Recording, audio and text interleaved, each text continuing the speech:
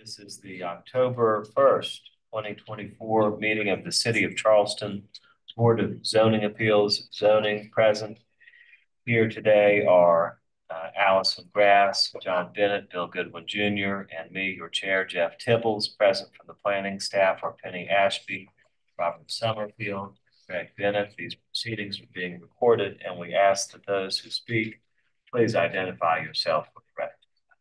We will conduct this meeting in the usual fashion. We will first receive information from city staff about the application and the recommendations. If the recommendation is favorable and no one objects to the application, the matter is uncontested. The Board of Zoning Appeals usually, but not always, approves uncontested applications. For all applications, the board reserves the right to ask questions of the staff, applicant, or others in attendance prior to rendering a decision. If, however, the city recommends against the application or there is opposition to the application, we treat the matter as contested and hear from the applicant and anyone else who is in favor of the application. Next, we hear from anyone opposed, followed by a short rebuttal from the applicant. We then close the public hearing portion of the meeting for that particular application and open discussion to the Board of Zoning Appeals members only. We will then make a decision to approve with conditions, or deny the applications. The Board of Zoning Appeals zoning has the authority to do three things. Number one, hear appeals to decisions of the zoning administrator. Number two, grant special exceptions, a fact-finding function of the board. And number three, grant variances to the zoning ordinance if the application meets the hardship test outlined in section 54-924 of the ordinance. The board may deliberate and make a final decision on a matter by a majority vote of members present at the hearing and qualified to vote, provided that not less than a quorum is present and qualified to vote. However, an affirmative vote of 2/3 of the board members present and voting shall be required before a use variance to be granted. For a variance to be granted, the Board of Zoning Appeals must make the following findings. A, that there are extraordinary and exceptional conditions pertaining to the particular piece of property. B, these conditions do not generally apply to other property in the vicinity. C, because of these conditions, the application of the ordinance to the particular piece of property would effectively prohibit or unreasonably restrict the utilization of the property. And D, the authorization of a variance will not be of substantial detriment to adjacent property or to the public good, and the character of the district will not be harmed by the granting of the variance. Pursuant to our city's ordinance, I'm required to swear you in if you intend to speak tonight. So if you do intend to speak, please raise your right hand. Do you swear to tell the truth, the whole truth, and nothing but the truth? You'll signify by saying, I do. Thank you. We do have at least one deferral on the agenda this evening. And so I just wanted to point that out to you in the event that you're here for agenda item A2. It's 1142 Lining Court. That matter will be deferred. And I felt like maybe there was another one pending, but is that the only one where we don't have a quorum for this evening? Yes, sir. That's the only deferral. Okay. So we'll move. So if you're here for 1142 Lining Court, we won't hear that one tonight. All right, let's go to agenda item A, review of minutes and deferred applications from previously advertised BZA-Z agendas. Number one, review of the minutes of the September 17th, 2024 board meeting. Draft meeting minutes have been circulated to you in your packet of materials for this meeting. And I do want to be sure everybody was in attendance at the last meeting so that we do have a quorum to approve these minutes. And I do think I remember everybody here. So you've got a motion from Mr. Bennett, seconded by Mr. Goodwin. All in favor, please say aye. Aye. Any opposed? Unopposed. Motion passes and the minutes are approved. The next item is A2, which is deferred, and that sends us over to A3, 165 President Street, West Side, Council District 6, TMS number 349-11-01-111, Zone GB. Requesting a special exception under section 54-511 to allow a takeout restaurant with 172 square feet of inside patron use area without 3 required off-street parking spaces. The owner is DLR3 LLC. The applicant is Jason A. Mr. Chair, I believe that I recused on this item. Okay, and so in the event that you are, then please, by all means, give me your recusal form, but that also may mean that we may not have a quorum. You do. Okay, we've got a quorum here.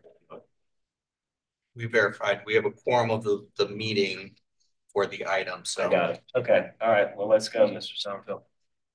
Ms. Ashby is going to handle this one since this is from the last meeting that she ran with you all. Okay, thank you. All right, Ms. Ashby. Thank you, Mr. Tibbles. The slide before you shows the zoning map with 165 President Street. It is in the GB zone district. It's a property north of the crosstown in the West Side neighborhood that has been vacant for quite some time. And then there's an aerial view of the building. And that's the current view of how this building looks today. This building has been vacant for a very long period of time.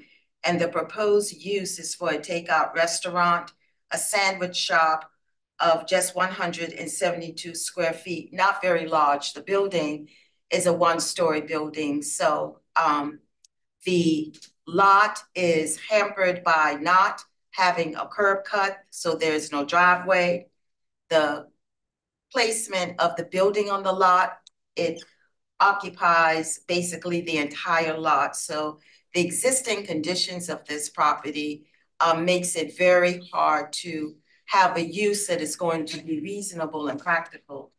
The owner of the property has investigated whether or not it could be a residence, but it's in a flood zone. It's in an area that floods significantly, and having a residential building is not practical, would have to raise it, and it would also be in conflict with the city's Old City High District, just to name a few constraints. So the city feels that the proposed use is a appropriate use. We believe that the use proposed will not adversely affect neighboring properties. One, because it's not getting enlarged. Its building footprint will remain the same. We also believe that the applicant has reached out to the West Side Neighborhood Association, whereas we do not have support from that neighborhood in writing. We do have verbal support from the applicant that the neighborhood gave to the applicant and provided to us that they were not in opposition. And there are also letters of support as shown on the screen from adjacent owners in the neighborhood. The applicant has also made efforts to provide parking, but in this area, there are not any public garages or surface lots in this area for consideration. It is my understanding that, and I stated this, that the West Side neighborhood has given their verbal support. The city's recommendation based on all of the conditions of this building, its existing footprint, the constraints for another type of use in a building that has been vacant for so long, the city's recommendation is approval for this application. Okay, thank you, Ms. Ashby. Do we have anybody here present that wishes to speak against the application for 165 President Street? Okay, we're going to hear from you in just a moment, but I just wanted to be sure we had somebody who did want to speak in opposition to the application. So first, now I'd like to hear from the owner or applicant, and then I'll hear from you, ma'am. So, Mr. Chairman, we had some communication issues because there was at first we thought this one was going to be deferred, and the applicant was notified that we were trying to work through that. And we think that they thought it was going to be deferred again. Ms. Ashby has indicated that she can try to get a hold of the applicant and see if they can join us quickly, if we can trail this to the end of the meeting. Otherwise, given that this was an item that had previously been heard, obviously you can hear from the public some more on it, and in discussion amongst the board. If you feel the board can act on it in absence of the applicant, then we could move forward. Let me ask you this. Who made the determination that 3 would be sufficient for a quorum to vote on this issue? The city attorney. Okay. Ms. Creech, she just left. To hear an individual item, we need a quorum of the sitting body, or the sitting body for the meeting. To hold the meeting, we need a quorum of the entire body. So in this case, we didn't bring our handy book, so I can verify that. But let's why don't we do this? I hate to have this person wait who wants to speak against the application. I also don't want to have go forward with the application without the owner or applicant here to address and hear the concerns that their neighbor may have.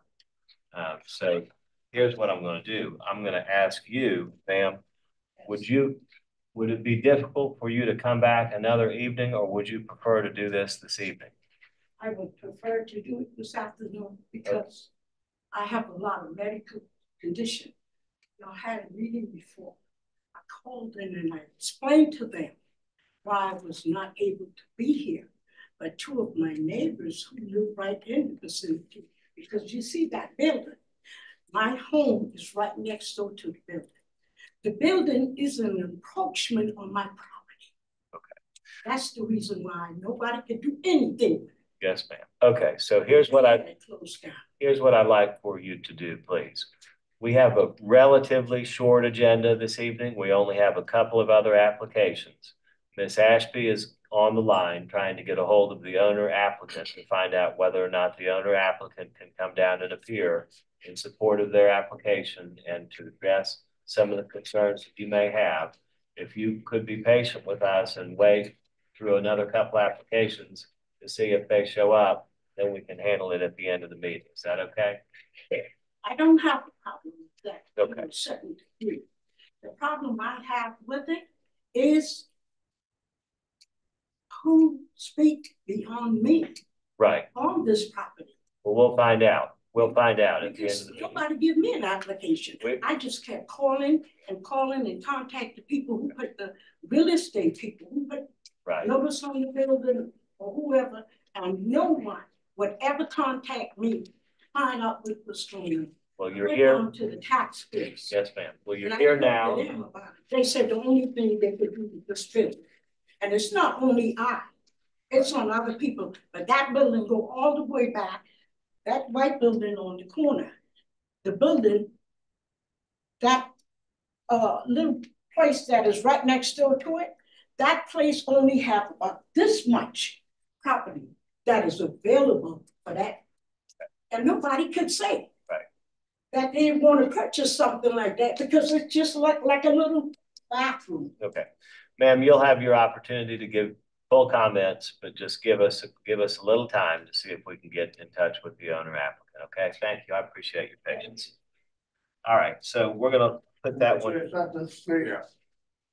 We're gonna hold. If you all are in opposition, we're gonna hold all those comments until that matter comes up on the agenda. We're holding that matter in abeyance until the end. We're trying to get a hold of the owner applicant. You'll have an opportunity to speak. Okay. All right, so the next item, as we continue, we'll hold that in abeyance and hopefully we can get that resolved. The next item on our agenda is A4, which is 16 Haygood Street, 16 Haygood Avenue, West Side, Council District 6, TMS number 460-11-01-031, zoned DR2F, requesting a variance from section 54-207 to allow 3 affordable housing units with 3 bedrooms on a lot with only 1,704 square feet. 1,750 square feet are required for 3 bedrooms of affordable housing. The owner is Nasser Alquimez. The applicant is David Hill Architect. is going to handle. Are you going to handle this? So, Michelle. I'm gonna try. Ms. Ashby had this one because of the deferral. Just trying to double check that there was some extra notes in there.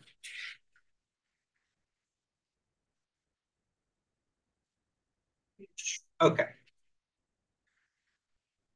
All right, so again, this was an item that had been before the board previously for this the deviation due to the just over 1,700 square feet, where 1,750 is required for 3 bedrooms of affordable housing. Again, this is at the corner of Haygood and Ashton. Thank you. For some reason, my screen is not as easy to see. You can see the house here in the aerial with the has been under some construction. It had some siding that had been being worked on. House has been vacant for a little while now. And some additional pictures here.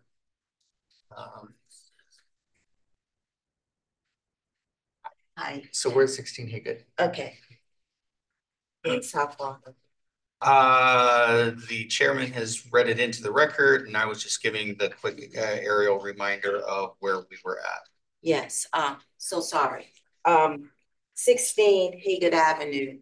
The first picture that you're looking at was when this, the applicant, the owner of this property, was trying to renovate the building. This building has stood vacant. We have photographs going back to 2009, where this building was code enforced. It has a, not only by the city livability department, but also by the fire department. You know, when they put that X on the building, it means that it is unsafe. So I think the first attempt was they were trying to renovate the building. And unfortunately, I believe it was last year, the building burned. So the second photo will show that now it is a vacant lot.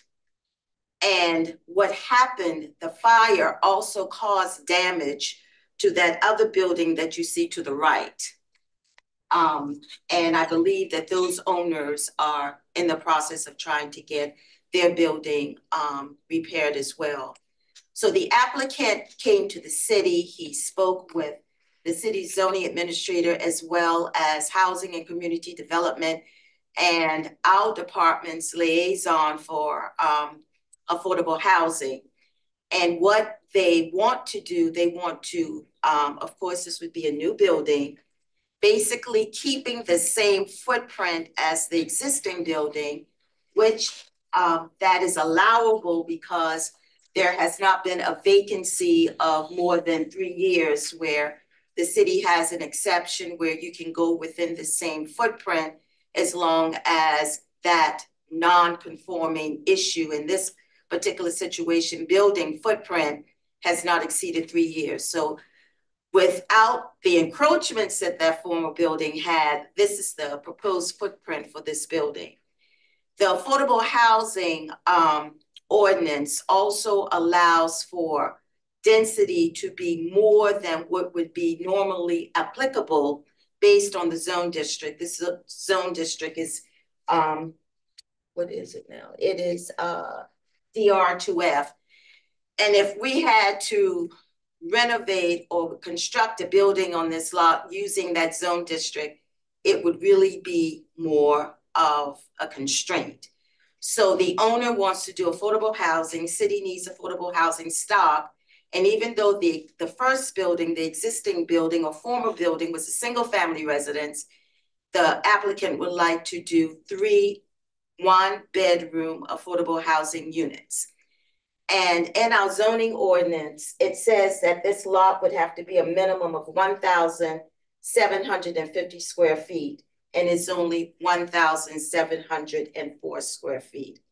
So we feel that the variance request to construct 3 units, 3 small one-bedroom units on this lot, the variance test is being met. One, it is a small lot. Okay. Two, it's going to provide affordable housing, which the city is desperately in need of. The applicant has also spoken with the West Side Neighborhood Association. And last week, Thursday, unfortunately, when we had the threat of a storm, the meeting that he was going to attend, they had to cancel that meeting. So right now, he's actually on an agenda, I believe it's for the end of October. But at the previous meeting, when this was deferred on September the 3rd, the owners of the house that's adjacent, 14 Haygood Avenue, came to the meeting concerned about this construction, wanting to understand what was going to happen and how this new construction was it going to adversely affect their property, because they're in the process of renovating their property again. The applicant met with the owners of the property. They met on the phone, they met in person. And we have a letter of support from Mr. and Mrs. Randolph in that they are in full support to construct this small 3-unit, 1-bedroom apartment.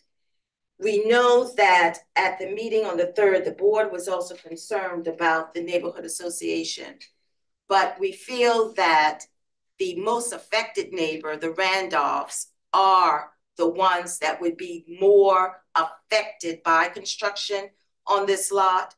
So we feel that we wanted to recommend approval of this application to build, because we do have the support of the most affected neighbor, which they have their rental property at 14 Haygood. And if the board felt that this applicant still needed to go before the West Side neighborhood as a condition, we would be amenable to that. But we feel that the applicant has tried on very relentlessly to try to get before West Side. City's recommendation is for approval. Thank you, Penny. All right. Do we have anybody who is here in opposition to the application for 16 Haygood? Anybody here in opposition to 16 Haygood? All right. Seeing none, do we have the owner applicant here? All right. Is there anything you'd like to address with the board? Not more than what she said. We've been working with our neighbors and they give us that letter of full support, and we do appreciate. And that was the primary issue during the last meeting, and we just wanted to be sure your neighbor had gotten up and expressed some concerns. We wanted to be sure that there was no line of communication between you and your neighbor, and that he got his concerns heard, addressed, and or resolved. Sounds like that's happened. So good on you. And I think have any questions? Ready to vote. Was there a condition? I wasn't sure. No conditions. I'll move for approval. All right, Ms. Grass moves to approve. Second. Mr. Bennett seconds the motion. All in favor, please say aye. Aye. Any opposed? None are opposed. The motion passes. And the variance for 16 Haygood Avenue is granted. Thank you, sir. Thanks, sir. Thank you. Thank you. Thank you. The next item on our agenda, we're now in the section B, new applications, number 1, 241 and 243 East Bay Street, downtown, Council District 8. PMS number 458-05-03-031, zoned District GB, requesting a variance from section 54-301 to allow 4 dwelling units with 1,580 square feet lot area per dwelling unit. 1,650 square feet are required. The owner is 241-243 East Bay Holdings, LLC. The applicant is Capers Barr III, attorney. And I'll hear from either Mr. Summerfield or Ms. Hadley. This one will be me, since Right. This is a new item. Thank you, Mr. Chairman. So again, this is on East Bay, at the corner of East Bay and some of our names are just Gilnyard. It's just a little south of Peakney. I'm gonna go with that. So here's an aerial, so you can see the building is here. This is an existing building that they're requesting to make into a residential use. Currently, I believe it is office. Yeah. It's an inn. It's an accommodation. Oh, that's right. Okay, it's an inn. Sorry, that we have another one that's trying to go from office to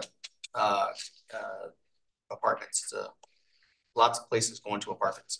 Here it is, just so you can see on the map. This is a GB block. This is a pretty established area of the community here on East Bay, just north of Market.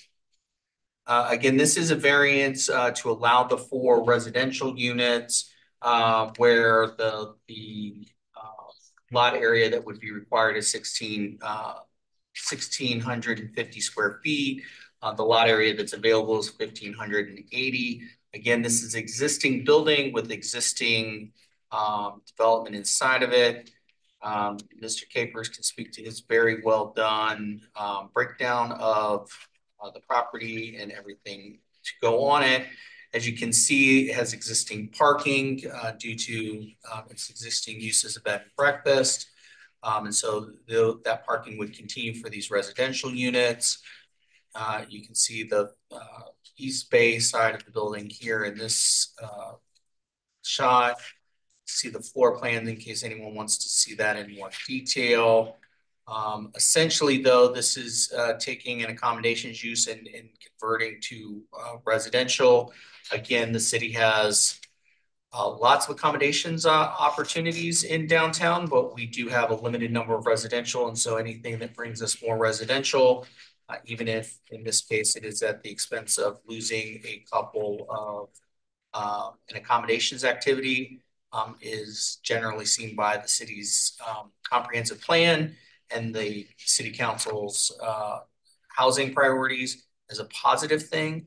And again, this is an existing building where there's not the ability to just add square footage to it.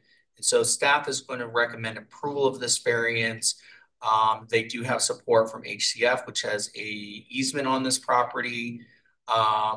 They also have additional support from Hannah. And then we do have a condition that we would like to, that we've been in discussions with the applicant's representative, which would be, so staff's recommendation is approval with the condition that the owner agrees to record a deed covenant restricting against the use of the property for any short-term rental or accommodations use in the future. And that would be our recommendation. All right, thank you, Robert.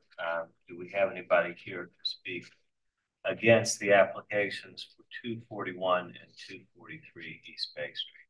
Anybody opposed to those applications? All right. Seeing no one, Mr. Barr, any presentation or just roll with it?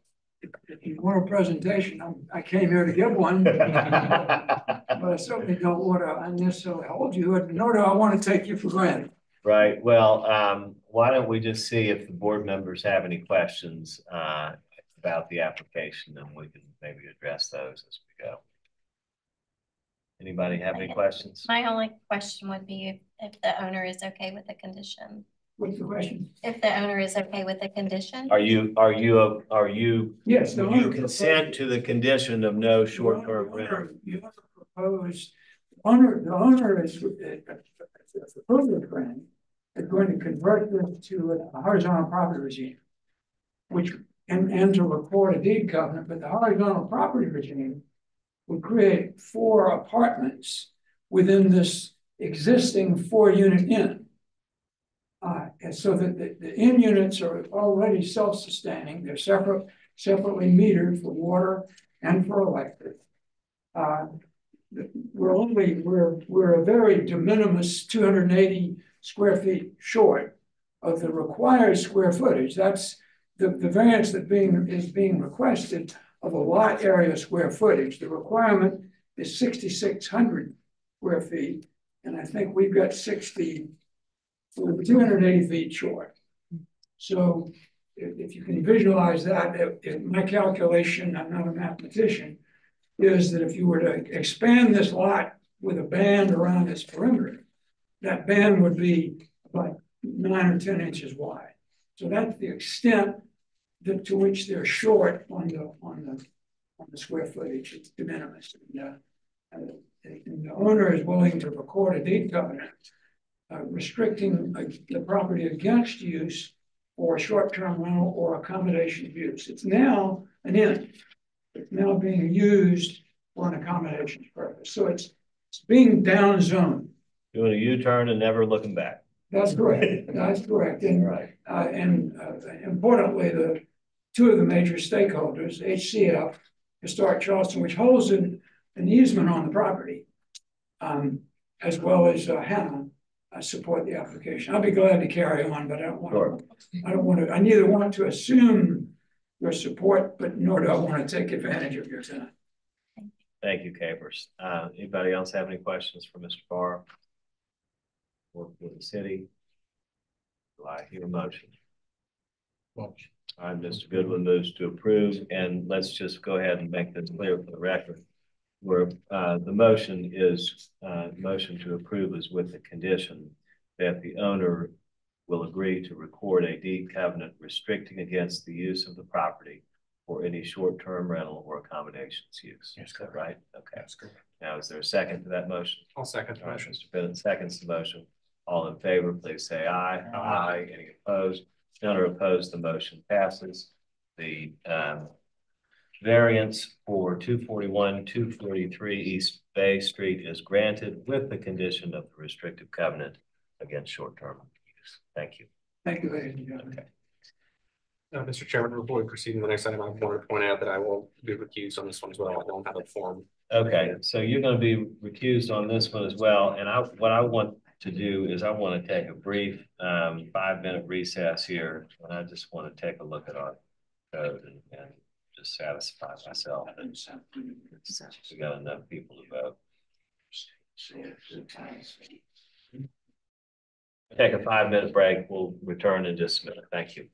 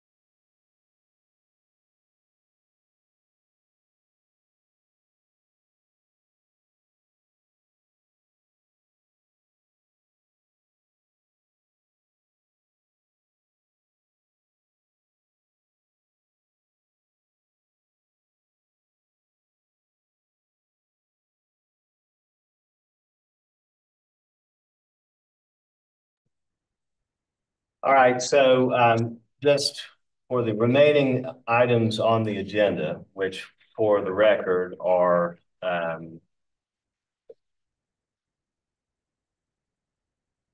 A3, 165 President Street, and then the final item, which is 9 Tarleton Drive, South Windermere. Unfortunately, we do not have the requisite number of members to vote on either of those two items. And the reason is that Mr. Bennett is recused on both of those items. And our bylaws specifically state, as I read every 2 weeks, the board may deliberate and make a final disposition of a matter by majority vote of the members present at the hearing and qualified to vote, provided that not less than a quorum is present and qualified to vote.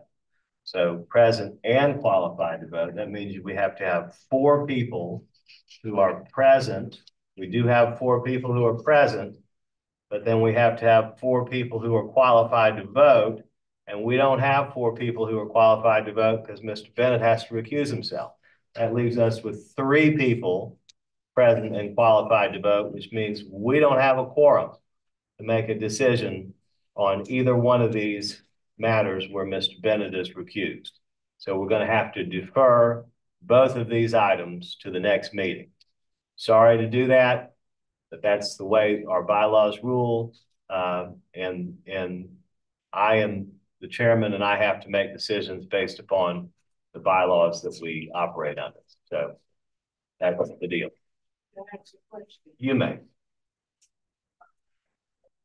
I would like to know, every time these meetings come up. Yes, ma'am. President, 165 president. Yes, ma'am. I dismissed the last time because the person was not here. I was not here because I had eye surgery and I wasn't supposed to be around people at that particular time. Yes, ma'am. But my neighbors that lives in the community, they were here and they waited a long time before anybody explained to them that there weren't going to be a hearing on this particular property. So every time this meeting come up, is it going to be deferred? Because we hope not, but we recognize that there's a couple of things. Number one is that we don't live in a perfect world. And so even though I would really like it if we had all 7 board members present at every single meeting, and we just don't live in that world. And so sometimes we have to scrape by and do the best we can with less than 7. It's usually not so few as 4. I don't know why tonight seemed to be the night that, a night for excused absences, but that is an issue that's outside of my control. I apologize for it. We're only able to do what we're able to do. And so if our rules and our bylaws say you got to have 4 to vote, if I were to say, hey, let's vote with 3, well, that wouldn't be valid or right under our rules. So I have to make decisions and follow the rules. I understand. My thing is, when you're sitting in a position to do a job, and you have that job, y'all expecting the people that take the time and come out for these meetings to be dismissed every time because somebody is not sitting on the board that took the position to do their job and is not doing it the right way. Everybody in this room has a right to be considered. We does not live in a perfect world. The world is actually perfect. It's the people in the world. It's the people. Yes, ma'am. Nobody can change what God have already put together and done. But what I'm saying is, do we have to just continue to be pushed aside? Well, what I would really hope that we can get this heard at the next meeting, and I can tell you that we can probably get in touch with you on this application to let you know and give you the latest and make sure that you know whether it's going to be on the agenda or not. And so I apologize for your inconvenience. I really do. I wish we could decide it tonight and we just So the can't. applicant for this property is not here. Yes, he's here. He is? I'm here. That's the first time I've seen him. Okay, well, that's good. So Well, we'll, I'm the person who so we're- next door to the property. but we won't have this, excuse me, we're not gonna have public comment on this application tonight, but I do think it's a blessing that you all are both here and you might be able to discuss these matters after the meeting. So the board has no more official business to conduct this evening, and we'll be back with you in 2 weeks. But that building will not open as long as I live next door, unless they decided they want to buy my property.